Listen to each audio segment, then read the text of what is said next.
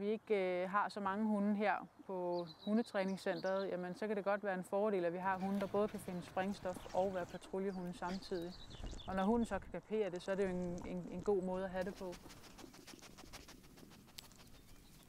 Altså oftest, når vi får hvalpe ind, så bliver de først uddannet til patruljehunden, og der skal de til deres første prøve, når de er 1,5 år gamle. Og først derefter, så kommer der til at blive lagt sprængstof på dem, og det tager typisk 1 år. Så du har egentlig først en kombihund fra den er 2,5 år.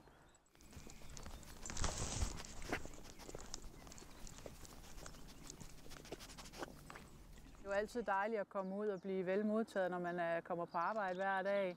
Men ligesom vi kender vejret, så kan det være rarest at have arbejdet med hunden om sommeren, og måske knap så hyggeligt om vinteren, når der ligger 2 meter sne og 10 graders frost. Men altså, hundene vil jo gerne ud og arbejde, ligegyldigt hvordan vejret det er, så får man også selv mere lyst.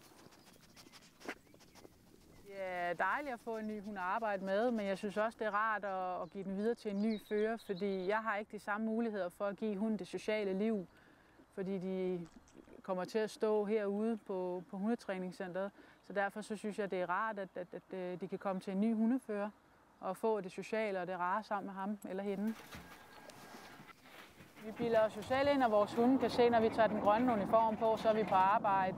Men uanset hvordan vi vender og drejer det, så er det jo alt, der lejet ind i dem.